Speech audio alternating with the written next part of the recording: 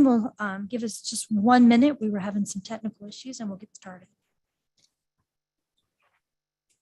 Naomi, this is Mike. Can I be a co-host for later?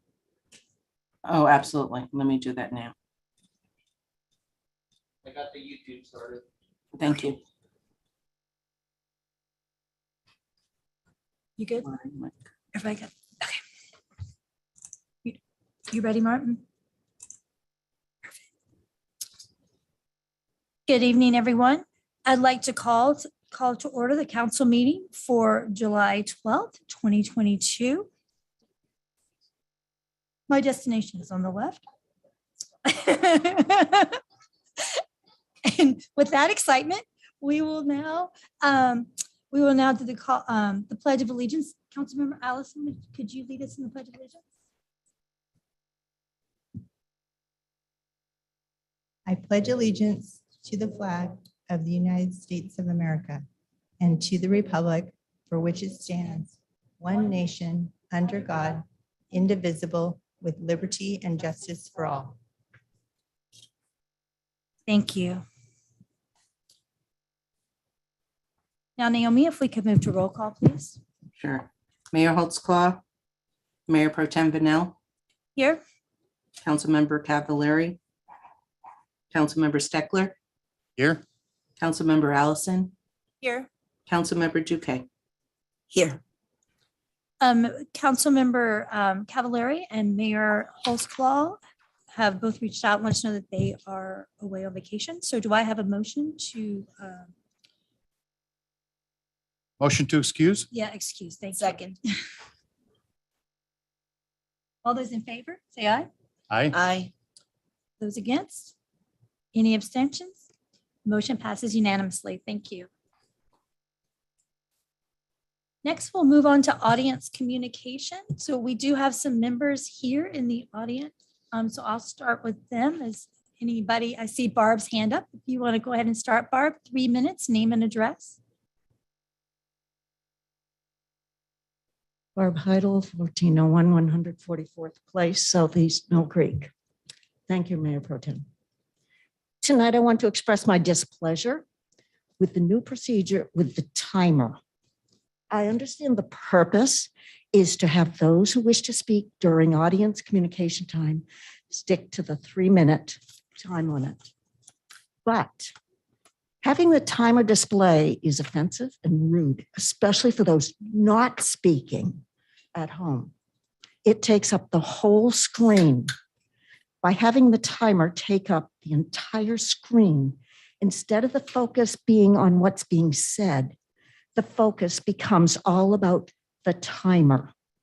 Is this the message the council wishes to send to those who wish to participate? I don't know whose idea this was for this particular timer. I am very disappointed with whoever agreed to this.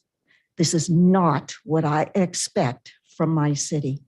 I see this as disrespectful and disgusting. It's not, let's not take a page out of what is happening throughout the country. Mill Creek is better than that. Couldn't you go back to the drawing board and find a better solution to keep speakers to the 3-minute limit? How about a timer that covers only a quarter of the screen? Couldn't the speaker be given a 30-second reminder to wrap it up? When I speak in front of the council, I want to see who I'm talking to, not a full screen, gigantic timer. I would appreciate being given more respect than that.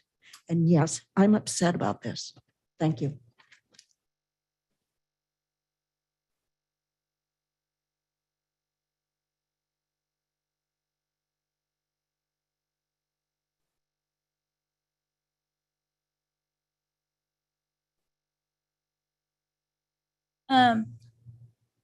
Moving on, Naomi, could we take the timer down? Because I can't see if anybody else's hands are up. Shrink the timer on the screen. Anyone online like to speak? Raise your hand. I don't see. Oh, there you go. Last minute there. Will, name and address in 3 minutes. Thank you. Yeah, Will Nelson, 14925 29th Drive Southeast, Mill Creek, Washington. Barb probably has a point, but I think that we should use this timer exactly as is. Every time Mary Kay Voss decides to speak before the council, considering her past behavior. Thank you. Thank you, Will. All right, that ends audience communication. So now we're going to move on to new business. Item C, approval of city manager contract. Grant, our city attorney is going to lead us off with this. Thank you, Member Pro Tem. As you know, at the June 28th meeting of the council wanted to offer the city manager position to Martin Yamamoto and assigned the mayor and the mayor pro tem to work with me in working out a contract for Mr. Yamamoto's services, and we're bringing them back a contract back to you for your review and approval. What I'll do briefly is walk through some of the key provisions of the contract, which was included in your packet, and just briefly describe a couple of those provisions, and then take questions if you have questions on any of the other provisions. Mr. Yamamoto's duties will be to serve as city manager. We've attached to his contract the job description for the city manager position, which had not been included previously. Naomi, I'm getting some feedback from some other microphone. Are you hearing that as well? I heard it. I didn't hear it. Can everybody just make sure that their Zoom is muted as well as their device is muted? It might be one of the laptops. Okay. I'll proceed again, and hopefully that's gone. The term of the contract, Mr. Yamamoto will be a at-will employee, but it does have a term that will begin as an effective date of July 1 and continue for 3 years. We've included a provision that the agreement can be extended twice, each for 12 months under the same terms conditions, unless either the city or Mr. Yamamoto elects not to do that with 90 days notice. After the completion of 5 years, Mr. Yamamoto's employment can continue, and under this contract will no longer govern the terms and conditions. Of course, there could be a subsequent contract negotiated between the city and Mr. Yamamoto. The salary for Mr. Yamamoto's position will be $195,000 per year. That's the base salary. As you know, in the advertisement for the position, I believe the salary range was $175,000 to $210,000. So this is slightly over the median, but also consistent with what has been seen as in terms of increases in base salaries for city managers in the area. The HR director, Debbie Mills, did a comparison of salaries in the area prior to in connection with the negotiation of the terms of this agreement. Also, there are under the agreement there will be CPI increases for the first 2 years, and the council can, during the review process, the annual review process, increase the city manager's salary if you also choose to do so. Like his predecessor's agreement, there is a provision that allows the council, if it chooses to, and it's only the council's choice, to provide a merit lump sum payment of up to 5% of the base salary for extraordinary work in achieving milestones set by the council.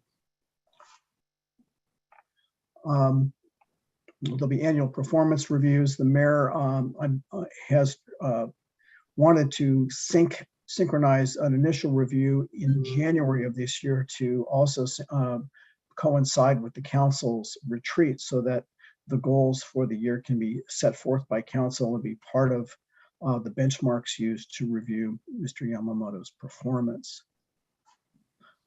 Mr. Yamamoto will receive many of the same, all of the same benefits that other directors receive from the city, including participation in the PERS retirement system, participation in the MEBT plan, vacation pay, sick leave, and other benefits that directors of the city receive. He will also receive a $500 per month automobile allowance, vehicle allowance, and also the city will cover his membership in the ICMA, the International City and County Management Association, and its Washington chapter.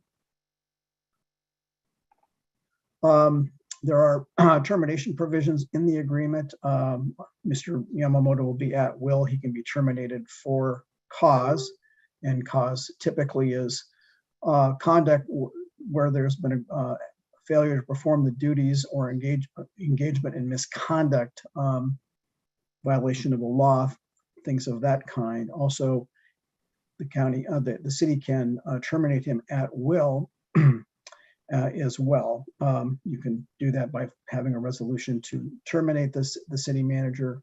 If there also is a provision that if there's termination without cause and the city manager agrees to leave without a name clearing hearing and agrees to sign a general release, the city manager would be eligible for severance benefits of 6 months of salary and 6 months of COBRA payments. I think those are really the primary major provisions of the agreement. I'll be happy to take any questions, answer any questions that council may have. Any questions? Any questions? Well then, is it time for us to entertain a motion then, Grant? Yes, Mayor Pro Tem. Would someone like to offer the motion? Councilmember Duque? I move to approve resolution number 2022-644. Is there more? There it is. I move to adopt resolution number 2022-644, approving of professional services with Martin Yamamoto to serve as the Mill Creek City Manager. Good. I have a motion. Do I have a second? Second. I have a motion and a second. Any discussion? All those in favor, say aye. Any nays? Any abstentions? Motion passes unanimously. Thank you.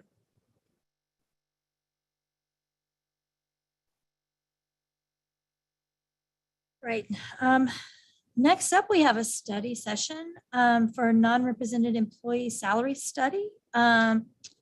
City Manager Martin Yamamoto and HR Manager Debbie Mills will present. Thank you, Mayor Pro Tem. Apologize, my video is not working properly. I'm going to fix it while our HR manager does her presentation, but I'll start it off. The City of Mill Creek has been hiring budget positions over the past year or so. We've filled a number of them. It's been challenging given the competitive marketplace. Retention is really a critical piece of our strategy. And one of the key components of retention and bringing in valued employees is salary. City of Mill Creek's salaries across our non-represented employees is below competitive market rates. And so we are here to present to council our salary study. And I'll now hand it over to our HR manager, Debbie Mills. Good evening, Mayor Pro Tem Vidal and City Council members. So tonight, we're going to go over, like Martin mentioned, the salary study that I just completed.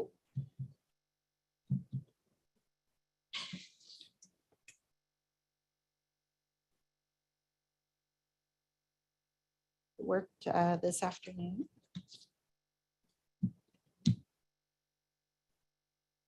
Naomi, can you help? It's not moving here. Oh.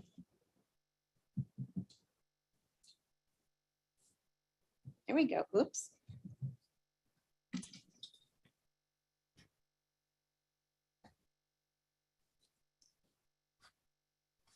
Okay.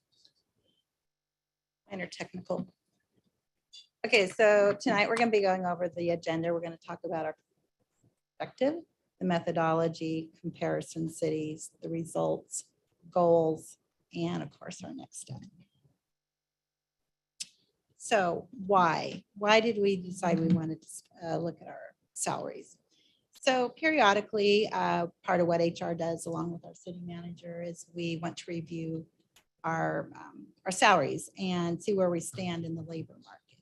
And actually, this is a really good time to do this right now. We have a very tight labor market. I'm sure you guys have seen this.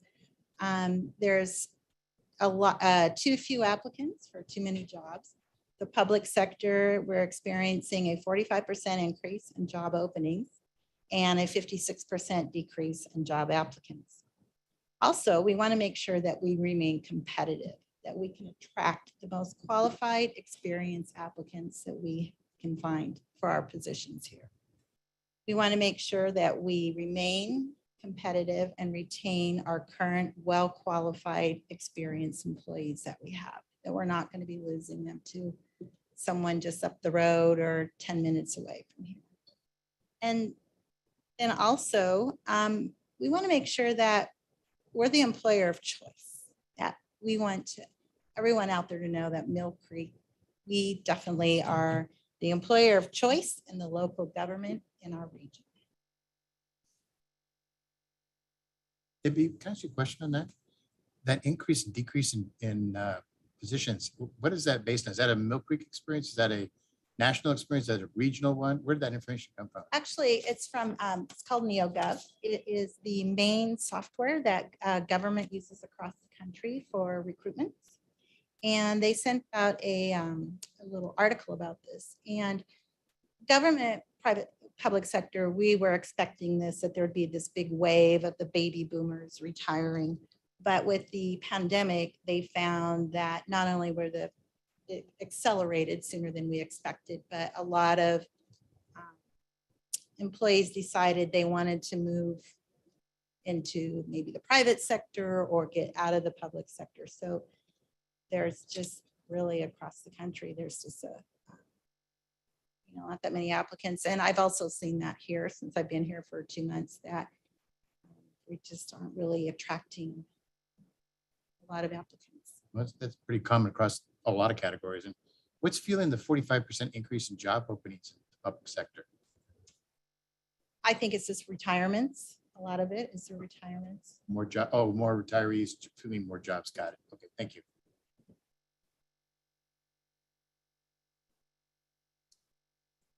But when we wanted to start looking at how we were going to approach this, so we wanted to identify who are our comparison cities, who are we competing against, and where do we want to be in the market? How do we want to approach? Do we want to use the average or the median? And then once we figure all that out, how we are going to look at the placement of our salary ranges. So when it came time to look at identifying who our comparison cities are, I worked with Cabot Dow. We selected what we thought would be a good representation of comparison cities. We selected cities within Snohomish County, approximately a 30-mile radius, as well as a 30-minute drive. And you can see these are the comparison cities that we selected. Some of them are a little bit larger, some of them are a little bit smaller, but again, they are relatively close within Snohomish County. And then also, I just want to try to get back to this.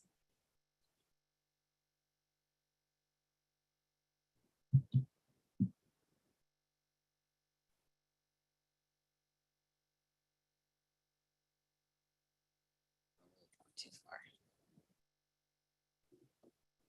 Oh, Naomi, can you help me?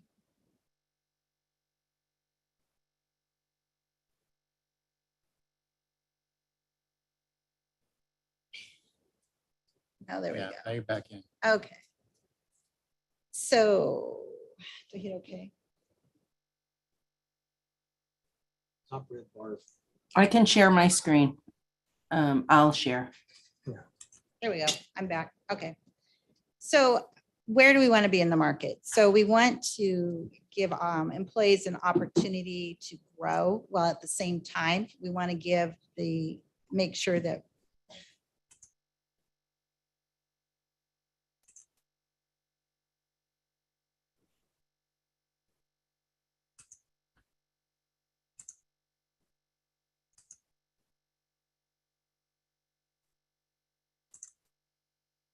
We can't hear Debbie. We're not speaking yet. Oh, okay. Can you see the screen now? Yes. Well, at the same time, we wanted to make sure that we give the city the opportunity to compete for the applicants that we are looking for, while at the same time being fiscally responsible. So we use the median, because what that does is it will eliminate the extremes. It eliminates the extremely high, while at the same time eliminating the extremely low in the market. It will also give Mill Creek, it will place us in the middle of the market. And also then you'll see that later on in the handout that I have where exactly the median was of those 9 cities that we selected and where Mill Creek will end up in the range.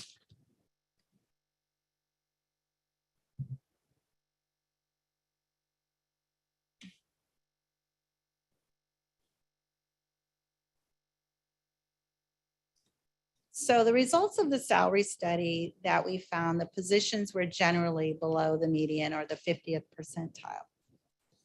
And the recommendation that we would make is that we would place the positions so just slightly above where the median is. And that way that we could be more competitive in the area labor market. And it would also help us retain our current employees. And part of this is based on our current municipal code that states we need to have a 5% differential between each pay range. And we would also keep our 4%, the 8-step pay range that we have. So this also will help us achieve the goals that we want to be competitive, give the city the opportunity to compete for our talent. It'll help improve our retention. Our employees can continue to have the opportunity for growth and that they'll want to continue to stay here at the employer of choice. It'll help increase our morale. It'll show that the city values our employees. The adjustments to the salary range will also serve the city well for the next few years. It should make us quite competitive for the next couple of years. And then also something I think will help too is reduce the turnover cost, because employees, I've seen studies that show it's anywhere between 1.5% to 2% of the cost of the salary every time there's turnover. And then there's also the employee morale that you see when there's a continuous turnover of employee. So I think that would help with this as well. And then also they say that it takes anywhere from 9 to 12 months for an employee to be fully contributing to the organization. So here again, this would really help with that. So the next step is that we would bring this forward to the July 26th City Council meeting with a request for approval of the recommended salary range adjustments for the non-represented position. And then if there are any questions that either Martin, myself, or Cabot can answer tonight. Does anyone have any questions? Well, it's not a 1-for-1, between the minimum annual salary and the maximum annual salary. The proposals that you've made between the minimum aren't exactly the same. And is that because of the consideration of the steps between positions? So yeah, so for instance, if you looked at the finance director where the median was 168 and then ours is a little bit higher, that's because yes, when you look at the 5% step that we have to put in there because of the municipal code, it made it a little bit higher. And also I think that would help with that's what is driving it. Thank you. Councilmember Duque? I have 2 questions. And the first, it actually has to do with the human resources manager and then the proposed title to HR director. Does this then proposed min salary and max salary refer to a manager type position, or is that because a manager will be a different price range than director. So I was just curious what that kind of evens out to. So when I did the study, what we actually do is we look at the job responsibility, matching to the job responsibilities, not necessarily the title. Okay, do you think if, I don't want you going anywhere, that's not my point, but if this position were to change to human resources director, and then it was open, would that salary range then still fit, is what you're saying, as that director title, that wouldn't be a change there? Okay, and then I may have missed it, but in terms of the next steps and then actually putting things into action, what does that look like for staff? Or is that like, how do individuals pay? I'm not familiar with this world, so I'm just curious about what does that look like if it's still with reviews? I don't understand. As far as implementing it into the. Like if someone has a position that's listed here and they are underneath our proposed minimum salary, or maybe based off of your job description, they should actually have been somewhere else. Like, what is that? What are you thinking your recommendations are, or what you will be doing?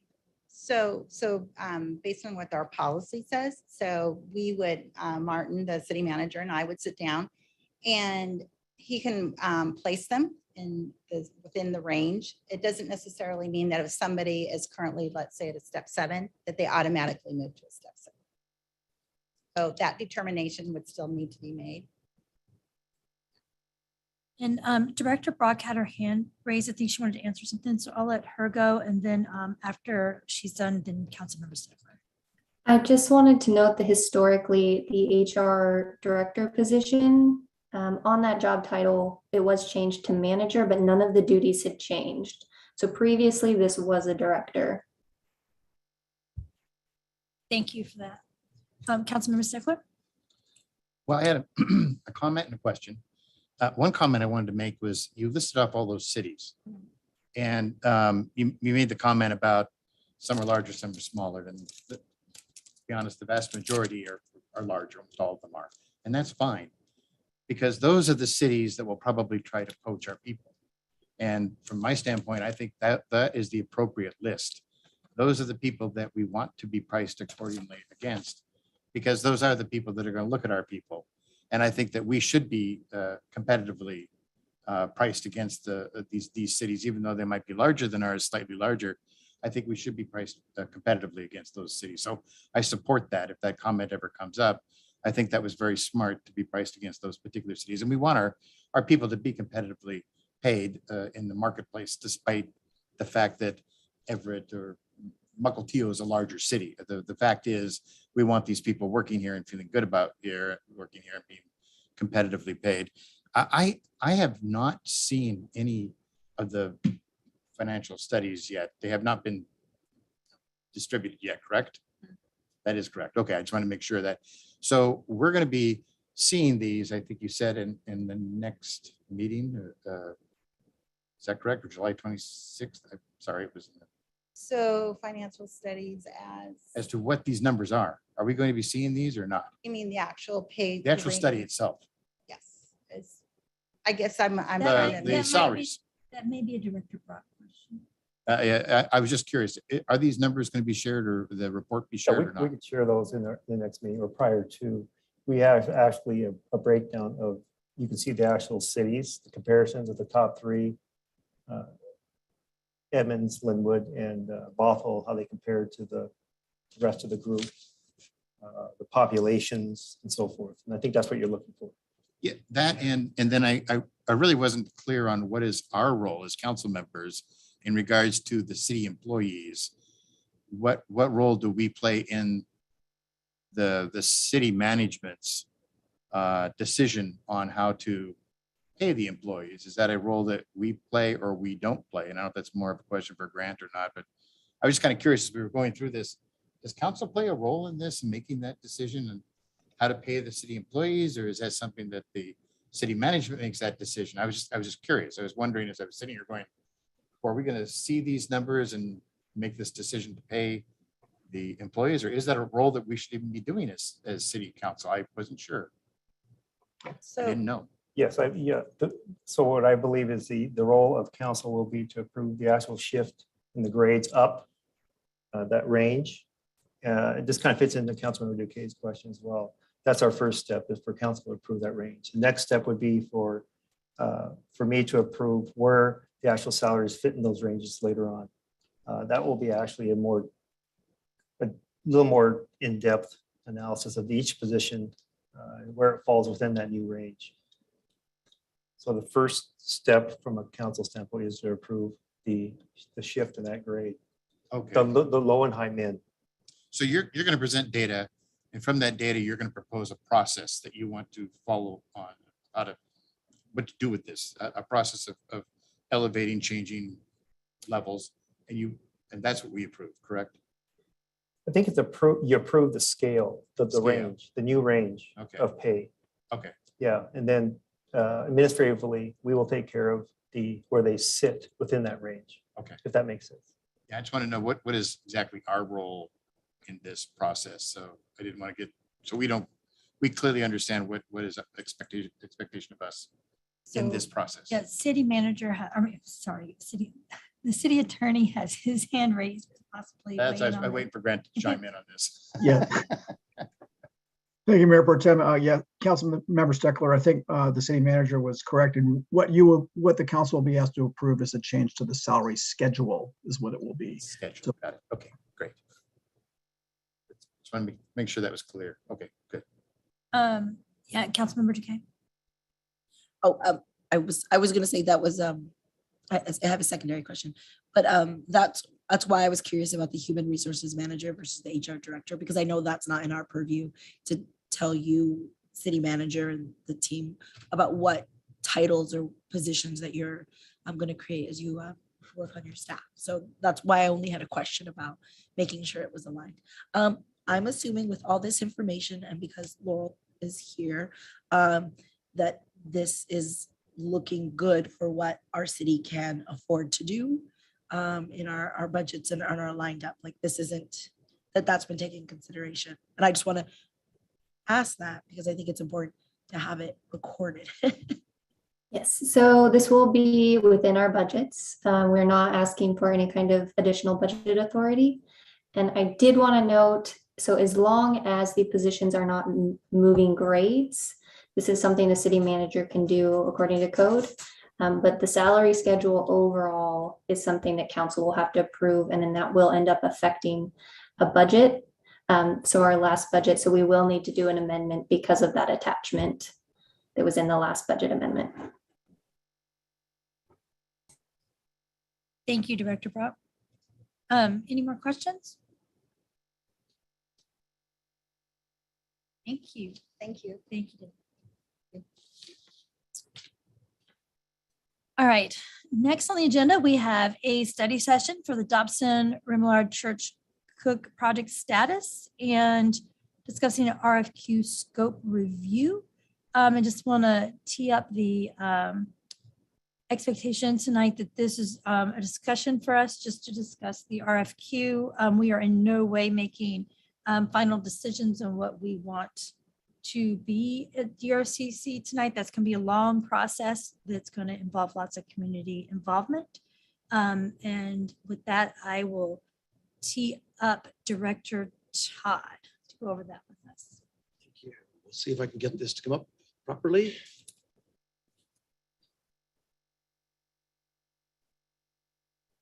You're not doing well with technology tonight. There we go. Is that showing for everyone? There's some bad mojo going on. So this is kind of we don't want to step back a ways. We had a couple new council members since we talked about this, but really kind of a review where the project progressed last year in 2021 and where we are now. And really tonight we're looking for a head nod approval for us to go ahead and put an RFQ out on the street during your council recess. So what a background for folks. We toss the term DRCC around a lot. Got to put it down there as Dobson Remillard Church and Cook city-owned properties we've talked about many times. And back in 2021, we did a bunch of work facilitated by Karen Reed.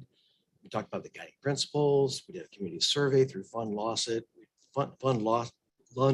excuse me. I had a phased approach talking about how we would do a project over a bunch of different phases, identified 5 different types of uses.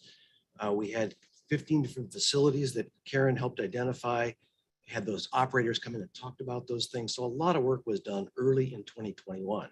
You may remember in July of 2021 is where we played felt board exercise. We got together and said, what was possible? Could you really put multiple uses on that property, given the configuration of the property and some wetlands, and really what was desired on that site? And at that that retreat is kind of where we ended our work before your council recess last year. The way that came together was looking at kind of, this was the consensus that Karen helped us pull out of that. We talked about possibly a combined performance space or community center, some ball fields, not a lot of ball fields. Original dream on the property a long time ago was lots of ball fields for tournaments. We decided there wasn't enough space for that. We talked about a Boys and Girls Club and some of the compatibility between ball fields and Boys and Girls Club, quote unquote, kinds of ideas. Many people discovered that Cook property is encumbered by a lot of wetlands and streamline buffers. And so that it's probably only useful for parking and trail connections was one of the thoughts. But generally, the council came to the conclusion that there could be multiple compatible uses, and we would, those would probably evolve as more planning progressed. So end of July, we had confirmed that development capacity, or excuse me, there was an open task for us to go out and develop, to confirm development capacity, go back and do a more detailed needs assessment. What are nearby options for those kinds of activities that we've identified, and who would be the partners to operate those? We wanted to get additional community input focused on people in Mill Creek and also those who would visit Mill Creek. We wanted to refine and clarify the visions and options to proceed. And Karen kind of put it together and said, we really recommend what's called a master plan. Many of the people she talked to in developing the work had talked about that being a 12 to 18 month project.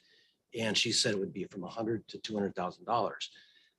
We made a budget amendment to put that $200,000 in there. So that money is in our budget for this year.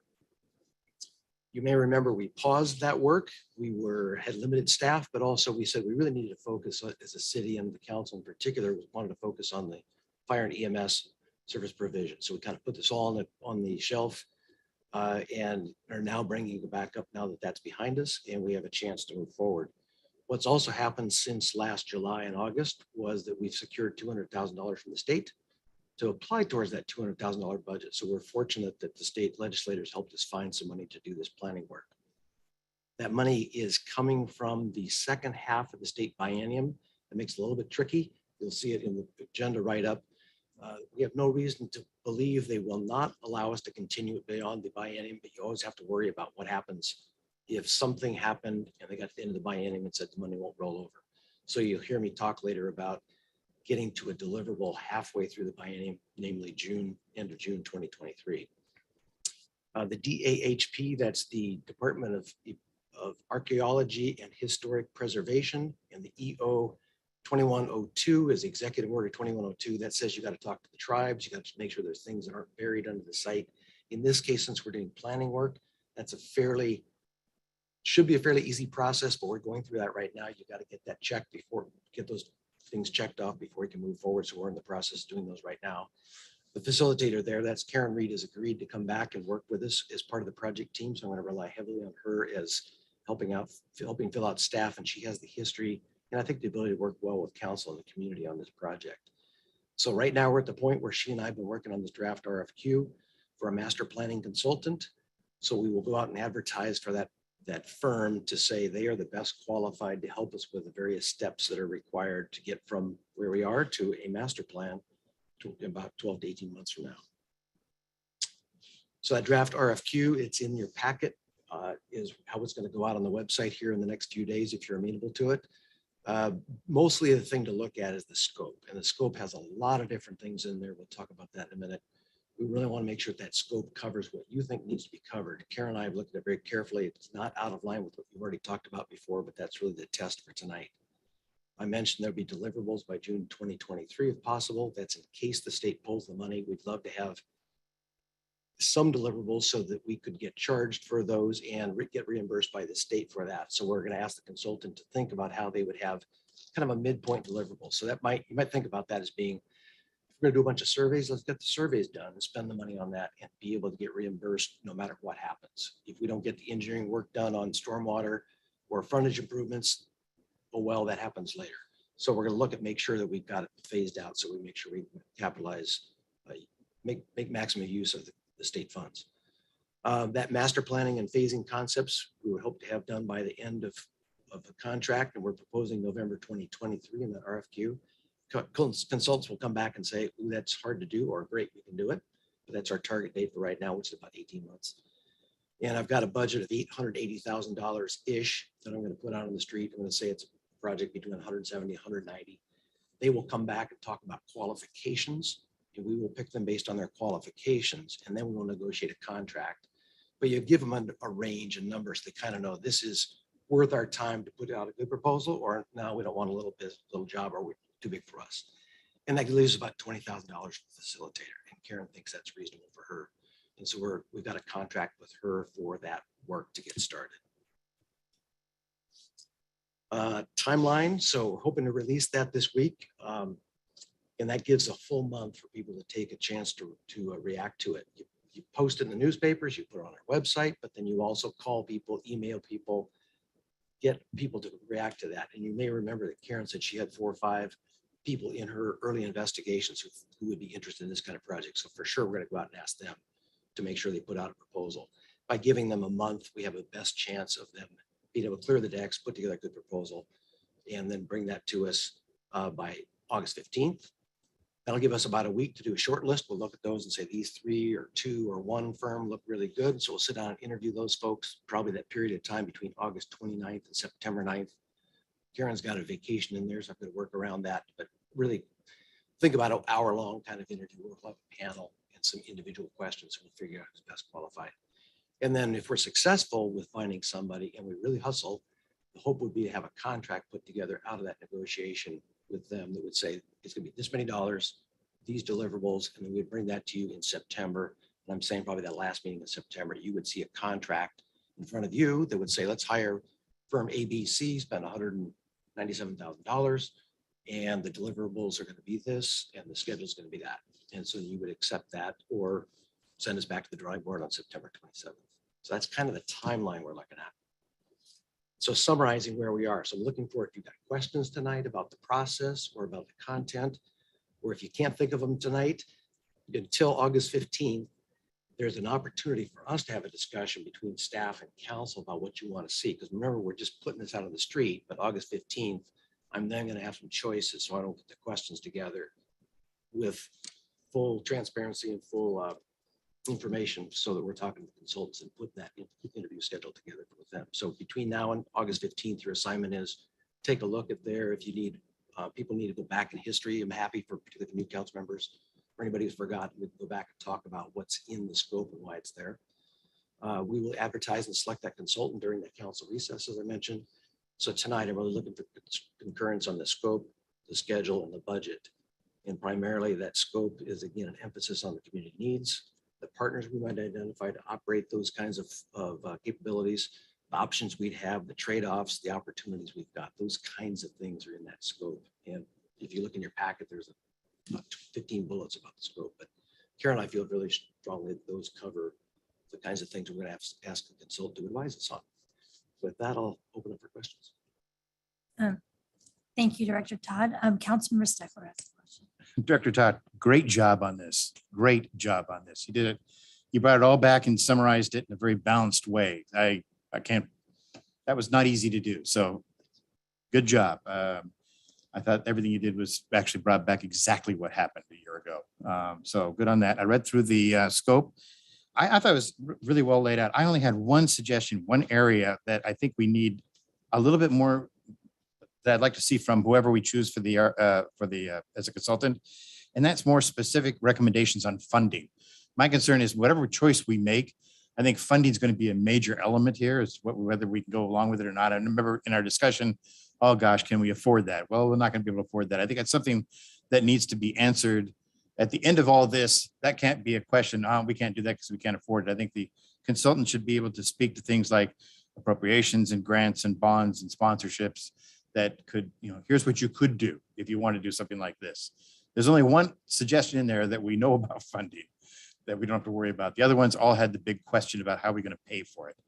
And I think the right consultant can give us a lot of great suggestions. So I'd want them to come back, the right person we pick, give us some suggestions on recommendations on how we would fund this thing. How would we pay for it? What they think would be the best way, the best, combination of things. So that's my only suggestion. I really commend you on bringing all that back after a year. Well done. Yeah, so I'm looking here, I've got, one of the bullets is identify potential funding sources, but I think I'm hearing you correctly. We can expand that a little bit to say, Specifics, yeah. a little more specifics in there. Okay, and that's for sure. We have something in negotiating the contract to work with the consultant will work on that, but I will highlight that that's the flexibility and the different varieties of funding is important to us. Some of these solutions are much easier to fund than the other solutions. So, and that's where it becomes a bigger obstacle or a bigger challenge that funding becomes much more important. Some of them, it's not as important. Some it's incredibly important. It's not going to happen unless we have a way to fund it. Does anyone else have questions? Councilmember Duque? I wanted to piggyback on Councilmember Sackler because for me also important is, and I don't know if this is the right time or is what's that, if they can give examples of like return on investment of the actual, like what they see of the types that we're looking at. What is it? Because for me, the main conversation I've had with individuals while I was out, canvassing and all that kind of stuff is really making sure that we have something that we can afford. As a city, nothing will ever give us additional, this is not something that's going to be necessarily a money maker or above profits, but it needs to be something where we can pay for the staff that will be associated with it. We can pay for the security police officers that will have to, manage this area, the schedulers, if there's, working marketing communications, if it's a performing arts center, if you don't have people who are in sales, these are jobs that we're not touching on now, that depending on what we do. So I guess I'm calling it return on investment, and I wanted to flag that. And I know this is my second point, has nothing to do with this necessarily, but I really hope we can move away from DRCC as the word. I know we talked about, or I know council talked about it last year before I was on council, because I attended that meeting. And I even remember speaking about it in the comments, section at the end of the meeting where I went. My suggestion was it'd be great if we talked about it in terms of geographical location of Mill Creek, because there's still residents that don't know we have a baseball field on the other side of, because there's so many new residents. So I feel like DRCC is as someone who's a historian, who studied history, and it's my favorite thing. I just don't think it makes sense. And I'd like us through this process to figure out what's that right branding without labeling yet, because I don't want to label it with the location, what it is, but give it something to that, because DRCCs are really hard to sell. Yeah. Thank you.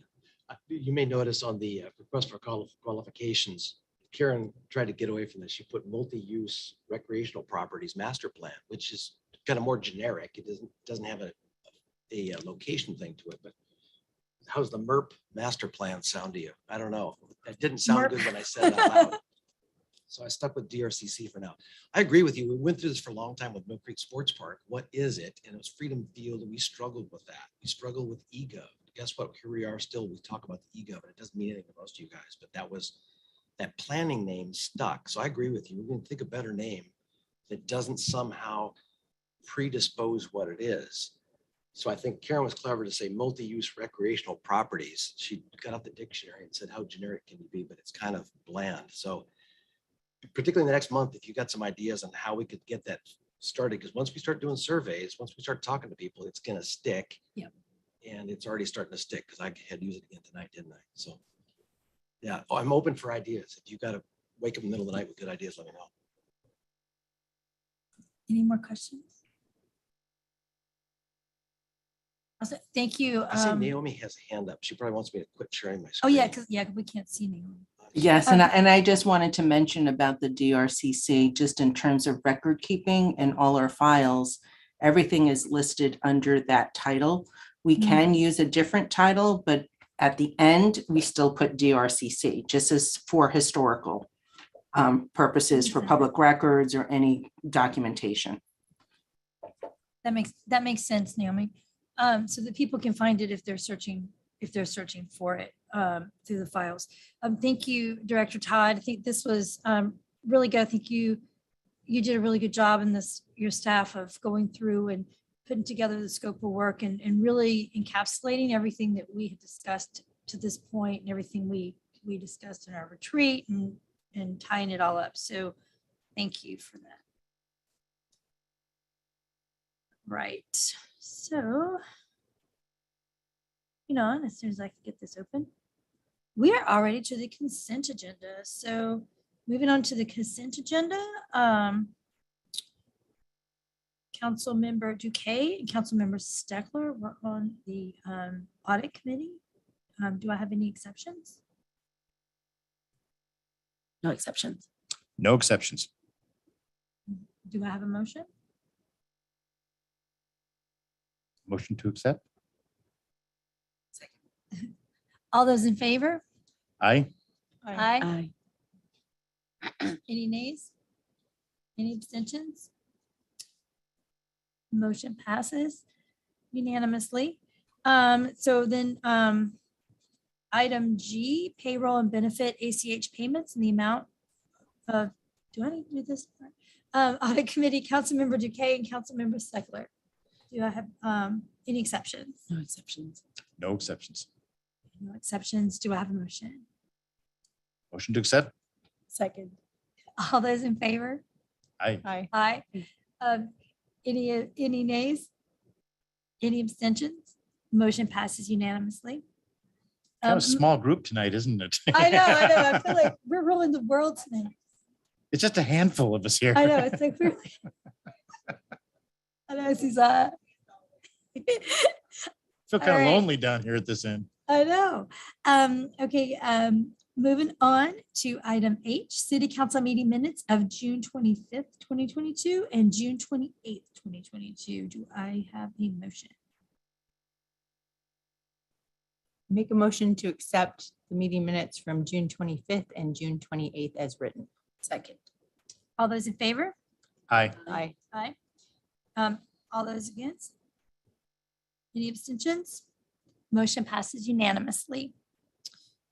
All right, moving on to reports. We're like rocking and rolling tonight. All right, I do have a few things. I've had a busy day. So let me see here. First, I just want to remind everyone that we do have the Mill Creek Festival this weekend, and also want to remind all the council members that we are invited to the VIP on Friday night. So make sure if you want to go that you let Naomi know so that she can let them know and let the public know as well.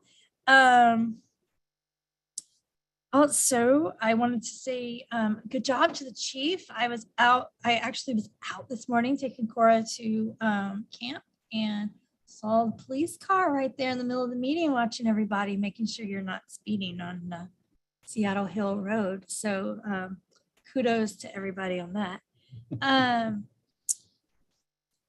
I had a mayor pro tem meeting that we have with some of the South County mayor pro tems this morning. And so I just want to report a few things that were interesting from that lunch. Really, we ended up having a big discussion focusing on how everybody is short on staff. It's not just us, it's every single city is just struggling. Everybody's looking for somebody. So everyone is in the same boat as us, which is also why. Also, something interesting that I did not know was that Community Transit, I guess, it just did a study session with Linwood, and I guess they're starting a pilot program where they're going to have like a little bus that comes around where you can almost call it like an Uber. So it's going to be an on-demand service because they are listening and they hear what we're saying about needing to be able to get to places when you want to get to them and not necessarily on a schedule. And so they're starting this in Linwood to see how it works. So it was kind of interesting, and Linwood's pretty excited about it. So I thought you all would want to know that this is something they're looking at. And so it's something for us to keep our eye on. It could actually impact how many people use transit. So that was exciting.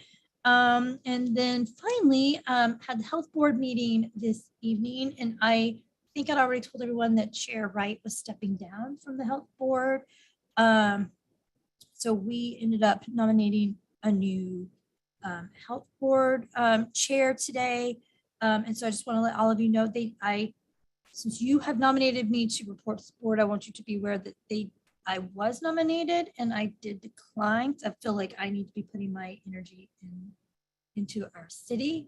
That's plenty of work. And so I did nominate Julieta Adamirano Crosby from Linwood. And so she is our new Board of Health chair. So that everybody knows that. And so that gets me caught up on my day. So I'll start with Councilmember Cavallari. Any reports?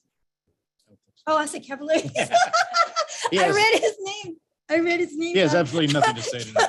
Councilmember Steckler. Just a couple of things. They're just fun things. Yeah, Monday morning at 9 o'clock, Public Works showed up at my house to pick up the Kiwanis piano. And I have to say a special shout out to them. Very professional, great guys. I did a great job in picking up the piano and delivering it down. And then this week, shout out to the marketing team. The Pianos on Main returned to Mill Creek this week. And Tuesday night, I had a meeting in one of our restaurants, about 10 of us. And afterwards, I drove through Mill Creek and I saw the Pianos on Main Street, and every one of them, there were 3 of them, but every one of them had somebody playing the piano, a group of people hanging around, listening to somebody playing this piano. And then I saw people at, the ice cream shop, and all of a sudden I started thinking to myself, we're starting to return to normal. I started to see our community coming back together again. I started to see them move, congregating back in town center. And it really made me feel great. And I just want to say thank you to the marketing team. This is something that wasn't on your original plan. We asked you to, and you made it happen, and you brought it back. And I thank you again. It was wonderful to see. Good job on that. Another shout out on the Mill Creek Festival. This is also a big deal happening this weekend. I want to put a personal shout out. I'll be emceeing the community stage, something many of you might be missing at the Mill Creek Festival. It's kind of, the main stage. That's where all the rock and rollers drink all the beer and get all excited. Well, if you want a fun little event, you kind of go back into the middle part of the Mill Creek Festival. There's a community stage where all the local yokels go, and you lead the dance troops and everything else. I'll be emceeing all of the events. It's an all-day event on Sunday. If you want to see me being a fool of myself, that's kind of fun right there. It's free. It's just a wonderful event. I just want to put a shout out to that and to our chamber for putting together this Mill Creek Festival. I'm also very glad to see that coming back again at a normal time. And just wanted to put a shout out to that. Just a lot of shout outs tonight. Things are coming back and it really makes me feel good. So thank you. Thank you. And Councilmember Allison. I don't have any direct reports for any activities that have gone on, but I just want to second everything that John said. The seeing the pianos back out again and knowing that the festival is like more of a full-fledged festival this summer. It just, it feels like we're living life again. So thanks for everybody and all their hard work. Councilmember Duquesne. I'm excited to eat shaved ice by the community stage and watch Councilmember Steckler as he performs, because that's actually the stage I go to because I have little ones and the other one is way too loud and too crowded with all the food. So that's actually my area, except for when the exotic pets are there. Then I quickly move over. So I'm excited to see you, and I'm really excited that we get to have this event and get to be in person. And I want to thank everyone who's working so hard on it. I happen to know one of the co-chairs because she is our property manager for my HOA, and I know how busy she is. So it's fantastic. Everyone in every organization who volunteers and who works at those booths.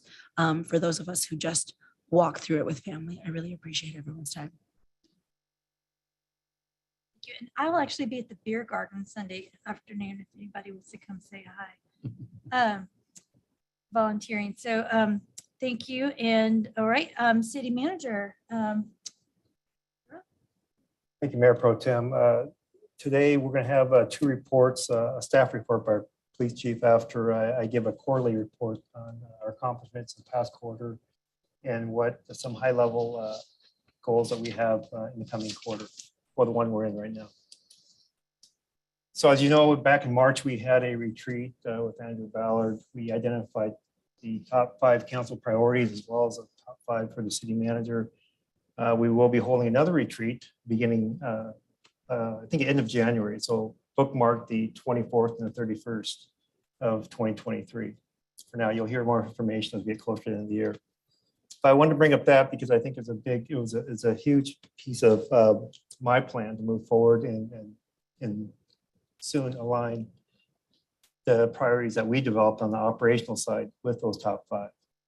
There is a little bit of overlap between the city manager and council priorities, so it'll be pretty straightforward, and you'll hear more as we move forward. The second thing is, thanks to our city attorney and their team, we accomplished 2 litigations. We settled 2, in addition to the ASME labor agreement. We created the anti-camping ordinance. As you remember, policies and procedures regarding the removal of unauthorized encampments on our public property. One thing I want to mention with this is one thing that's important to understand as well is that we do have an obligation as a city as well to address any encampments to some extent on private property. So we're in the process of working with certain issues there as well. The next one is really kudos to many teams here is our fire annexation. Probably one of the biggest accomplishments in our past quarter, really coming at that crossroads where we were with that contract with our prior provider. We had to come to our community to really establish with them that the way they're going to be receiving their fire and EMS services. And so it was a great accomplishment to be able to offer them the lowest cost option in the long term. We purchased a number of pieces of equipment across PD. Many of our fleet came to their useful life. We bought tasers and other types of equipment. In Public Works, we found a way to both lower our long-term costs by performing a lot of our services in-house. We give an example of the sinkhole that we repaired, potholes, all kinds of other external services that we are replacing in-house. And the most important piece of that is being responsive to our citizens as well and being able to quickly take care of these issues. Across marketing and communications, we brought back a lot of our events, as you know. Huge portfolio. I think it was a great success. Another kudos to our marketing communications team. We not only brought them back, but we improved on them. And we're continuing to improve. And we will do that in the next biennium as well. Wanted to mention that even our extravaganza was one event that actually brought back, as an example, probably the largest gathering that we've seen in recorded years. I think that's what I've heard from our marketing team. So there were huge attendance there. We brought back from a community engagement standpoint, State of the City. Mayor Pro Tem provided our residents with an idea of kind of their goals and what we are to achieve moving forward. Coffee chat, coffee with the cop, other types of events that really are starting to engage our community going forward. You're going to see more as we move forward as well. We filled many of our budget positions. We're continuing to do that, as you mentioned. One key component of that is, again, bringing some parity or comparable pay across our positions as compared to others out in the industry, so we can compete. Even in PD, we've been filling positions. Shortly here, you'll hear kind of where we're at right now. We've made a lot of progress. One thing to keep in mind is that we've always taken a prudent approach on how we bring our employees in. Background, making sure that we bring qualified candidates that hold a certain type of not just qualifications, but personalities that would fit well with the city of Mill Creek. In Public Works, we rehabilitated the stalled Complete Streets program. We finished a lot of those projects, and that was a great success by our Public Works team and our city engineer. We also developed a consistent approach to providing city council updates on the progress of our capital or CIP projects, which included providing milestones and including key council input decision points, project completion, closeouts, and ongoing contract expense status. And last but not least, we hired a city manager. And so had to put that up. Next quarter, there are a few things that we need to work on. From a strategic standpoint, I'm putting together a kind of a plan that outlines kind of everything that we're going to be working on going forward, which incorporates not only those priorities from the city manager and priorities for council, but also align those necessary components, including our priorities, making those connections with our external parties, partners, organizations that add value to the city that we can leverage. We're working on possibly an economic development committee or board that would help. We can align with the city operations as well to help on the economic development side. We're going to continue rebuilding. One of my priorities right now is working on the deputy city manager position as well as the police chief. We'll be posting those fairly soon. We're currently in discussions and working on the process right now. Employee recognition is another piece. Employee engagement is a huge piece of us successfully moving forward, improving our culture, making sure our management are responsive to our employees' needs, keeping open communications, which leads me to mention also that we'll be working on a communications plan sometime probably beginning of September. We're going to put together a retreat where we put together a plan on how we communicate operationally. As Director Todd mentioned, we started working on the DRCC planning. One of our priorities, I mentioned that in the interviews recently, and it's something that will move forward. Restarting the discussions on meeting our 2044 GMA requirements. We're also working with our marketing team and align them so we can possibly create like a story going forward too. So we make sure that our residents and communities are educated on exactly what we're trying to do here and the impact it would have on any potential opportunities across Mill Creek, wherever they may be, on meeting those population requirements. Code enforcement is important as well. Director Todd has already started improving the process, being more responsive to our residents. It's going to take a little bit of time given the number of resources that we have, as well as learning our current GovQA system, which we started doing as well. So it is a priority for us to make sure that our codes are updated as well going forward, and that will take some time. Homeless encampment. We understand that there are concerns with our residents, which are our city concerns as well. There are certain areas where there are encampments that we will address. We had a meeting this morning actually with residents at the Thomas Center community and near there, and so we're moving forward with that. Another project is council salaries. We understand that there have been many years where these salaries have been the same. Right now, we do have part of our staff working on that project of doing some research, probably similar to what our HR manager did, comparing salaries and across the industry, neighboring cities. And we're not sure exactly the methodology, but just want to let you know we are working on it. Some of you did have a concern, and we did as a city as well. Farm. I mentioned before police substation. We're currently working on a lease contract. We were shooting for the end of this month to get it approved. I do have it. We're working with the Vintage right now to nail that down.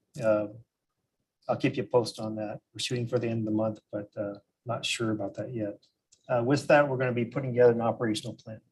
Exactly how we're going to be using that facility so that it's clear across the Vintage in the city and with council that everybody's aware exactly the use.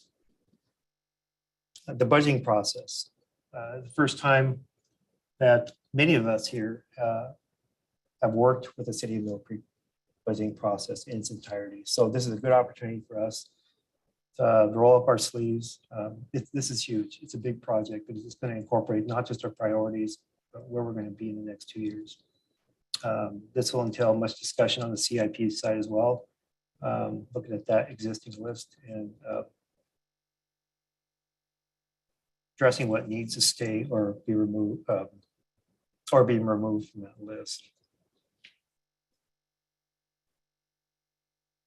Budget process also includes ARPA. As you are aware, we'll be moving forward, and I believe in the next council meeting, we'll have another meeting on ARPA, depending on our current workload and kind of where we're at with that, but I'll keep you up to date on that as well. Chamber retrofit is going to happen in August. We're out of session, which is good timing. We wanted to, I know it took a long time, but we wanted to avoid, we were going to have it in July, but there's so many things going on that we had to push it off, and this will be good timing. We're going to have to test the system too some point in time with all of you. So probably some of you are on vacation, so we'll try to fit time in that you can come in at some point, and so you can learn the system. Some probably mid to late August, and if you have some of you are on vacation through the end of August, like Mayor Pro Tem, and maybe beginning of September before the first council meeting in that month. We did a performance survey as well, which will be ending. We kind of moved the date out to the 5th. This is going to be a huge project for staff initially, and then we'll bring the results to council mid this quarter or end of the quarter, sorry. We got quite a few responses from our public on all the questions that were asked, and just going through all of those responses can take time. It'll give us great feedback on kind of where our residents communities view the city is doing from an operational standpoint. And that ends my report. Now I'll I'll take any questions. Any questions? It's an impressive list. Good job. Councilmember Duque has a question. This is fantastic. Thank you so much. I really mean it. I think it's incredibly helpful. You know, I would love to see what you just did, not condensed, but shared also in written form with, you know, whether it's an article or an op-ed or, you know, something in our local newspapers or on the website, like concise about the quarterly aspect, I think is just incredibly helpful because it's a different touch point because not everyone watches these things. Even if it's just sharing when, like most something I'll do is I'll share when you started speaking in the time on the video recording, you know, with, you know, on social media about like, if you want to know what's happening, here's a note from our city manager, those kind of things. But I think this is what helps us be transparent and clear and kind of wraps up what we've been working on. And then also allows us time to think about, oh, well, we didn't make progress on this, or, oh, that must have gone on the back burner. So how can we, as council members, bring it up and what can we do to support staff and everything that you're working on. So I really appreciate it. Thank you. Councilmember Allison.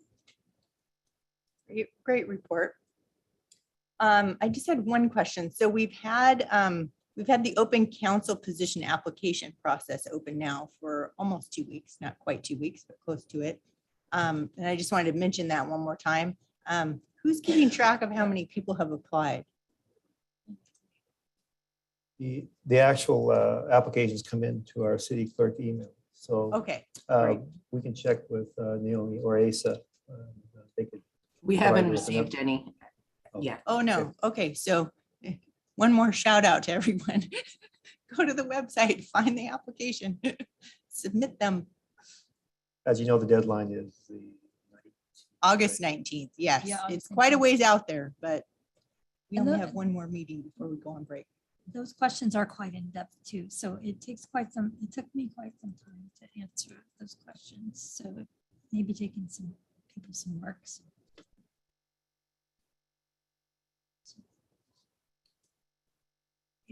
Thank you, City Manager. Stand up next, Chief. Thank you, Mayor Pro Tem Council. I'm happy to be here tonight to present to you on or actually just report on a couple of things. Number one, thank you to the Mayor Pro Tem for her kind words. I really have to give the credit to the officers. They're doing a lot of work and they're working hard, a lot of hours. So their efforts are definitely worth praise. So I thank them as well.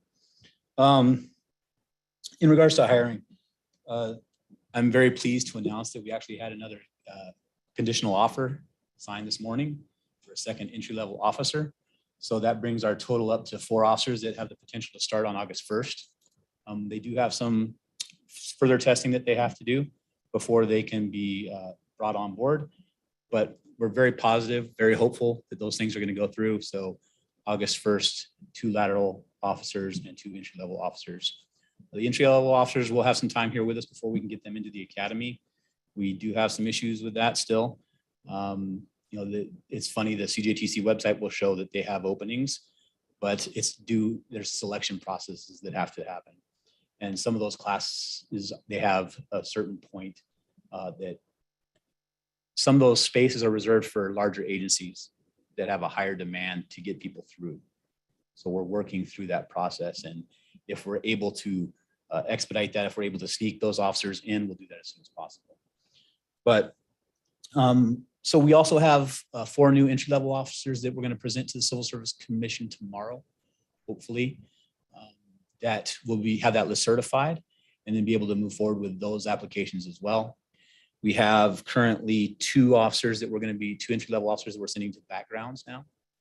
So we're basically working through those lists, going down each certified list, making sure that we're either, you know, the disqualifying candidates that aren't meeting the standard, and yet also moving the ones forward to get through this process so we can actually see if we can get them hired. So hopefully we'll have all 7 positions filled by the end of the year, and maybe a lot of those into the academy. The academy is 19 weeks, 720 hours. So we have an officer starting at the end of this month, and they won't even be returning until December 2nd. So, what a great day. That's a good day. So it will be some time before we get them back and on the road and into training. The lateral officers obviously start right away. They have a 2-week training period where they're here with us, and then they're on the road right away because they're already certified peace officers with the state. Our records position, we have 1 remaining records tech position.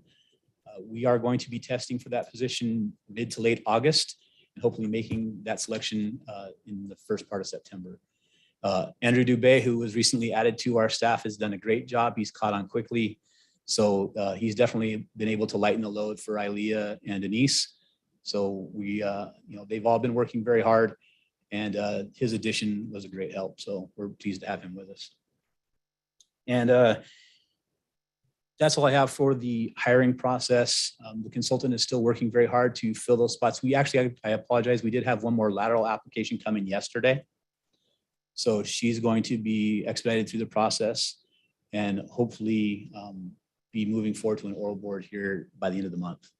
So that's on her schedule, so not on ours, but we'll try and get it done as quickly as possible. Any questions on hiring? Councilmember Stichler. Chief, so to kind of bring me up to date on where are we at with current staffing? What is for example, what is the current number of officers we're budgeted for? How many do we currently have? And then from there, you've got a number of laterals that have been hired. Kind of back me into this number. So we currently have 23 commissioned FTEs. 23. Correct. And right now we have 16, that includes myself. So we have 7 openings. And so we have 4 individuals joining our ranks, hopefully August 1st. Okay. 2 laterals, 1 and 2 entry levels. Okay, now the entry levels can't work with us till December, right? And it may be past then. So that's still, they still fill up that FTE position that we're budgeted for. So we are kind of short until they come back and finish their field training. On the 23 FTEs that we have,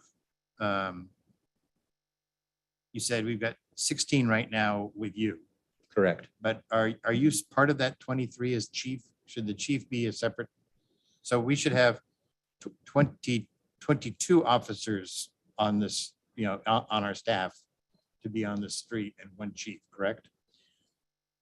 We have, right now, we're budgeted for the 23 FTEs that are commissioned. So the chief is a commissioned position with the city. And so the chief's position would be included in that 23. Okay. So yes, you're correct. I'm- 22 officers, but that includes sergeants, that includes detectives, that includes the rest of my commission staff, our commission staff.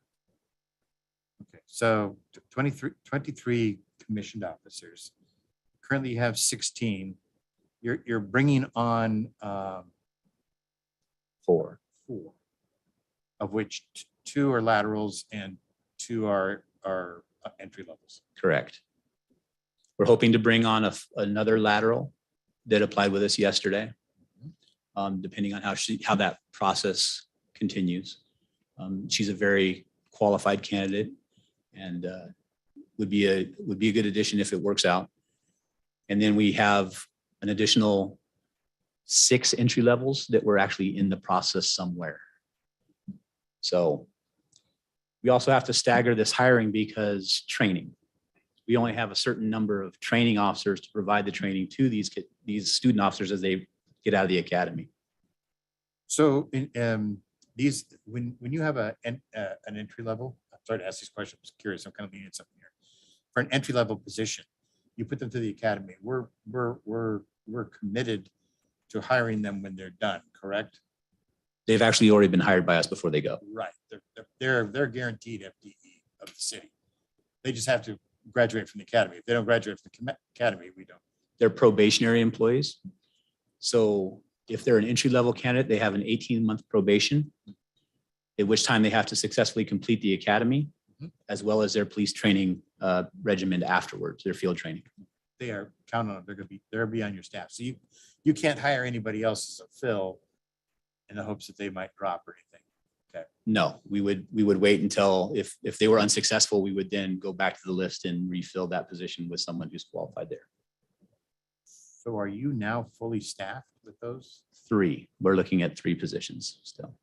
3 more in addition to the 2 and 2 that you have.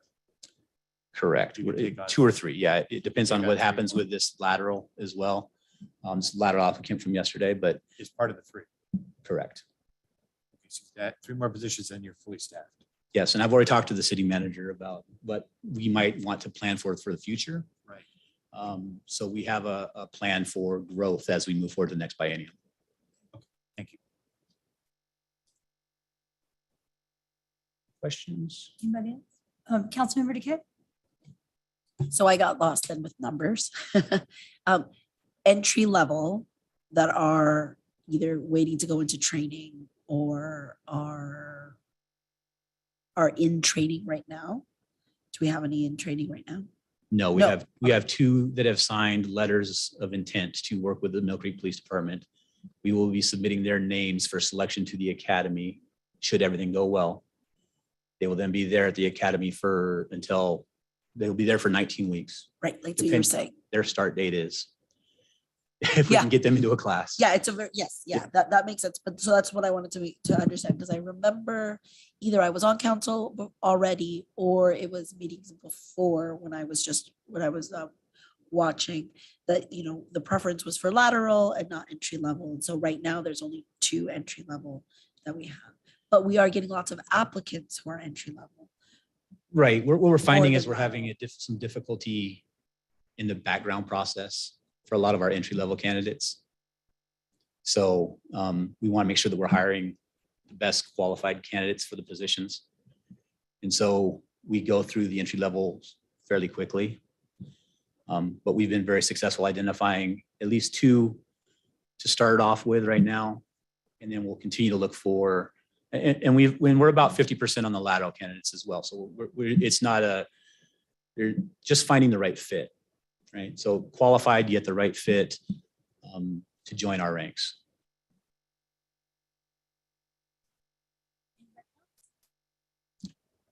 Thank you, Chief. That was a great presentation and update. And then I have one more presentation on on our upgrade to the facility as far as interview and Oh, yeah. rooms that are audio video recorded. As you know, we did go over some House bills, most recently the 2022 House bills, but in 2021, there was House Bill, Substitute House Bill 1223, which required law enforcement agencies to both audio and video record statements from individuals that were within the facility. So we have gone out and received quotes, and through the process and working with the finance director and with Sergeant Fouch, we were able to identify a vendor and come to an agreement with that vendor that they will start installation of this audio video equipment starting the 24th of this month. And by the end of this month, we hope to have all the officers trained in the new equipment that we've installed. And so we will be in compliance with the substitute House bill and have that ability to audio video record individuals that are beginning statements here at the station. You have any questions on that? Councilmember Allison? So are you aware of any maybe state grants that were made available since that House bill was passed to help retrofit interview rooms? I am not aware of any, nor was any offered, I believe. Okay, thank you. Yeah, I wish we had that opportunity, but I was not made aware of anything that was through our WASPIC connections, nor did we find any. Okay, thanks. Do we need to advocate for some funding for retrofitting, that they need to put that in somewhere? I would say that overall, there's a lot of state reform that's coming through for law enforcement. Some has some funding associated with it, others do not. So anytime that we can reduce the cost of the city via some funding based off of the legislative intent, it would definitely benefit us.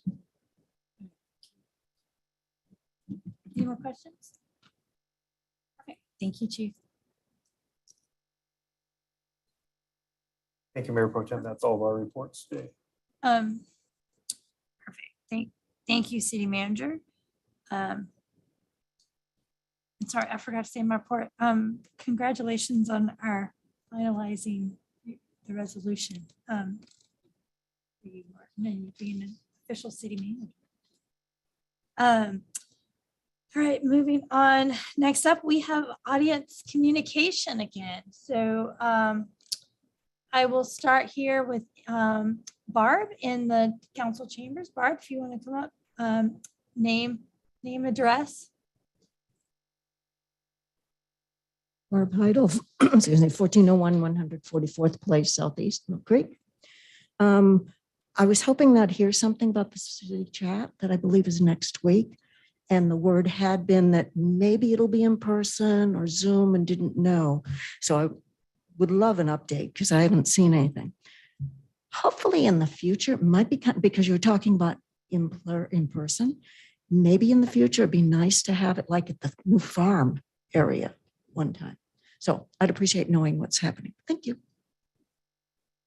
Thank you, Barb. That's an excellent point. City Manager.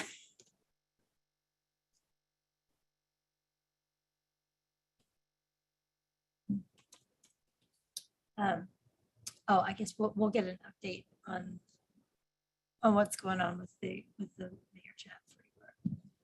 Anyone else? Do I have anyone else that wants to make a comment? I'm going through the. Will has his camera on. All right. I see no one else. So with that, I will make a motion to adjourn at 7:31.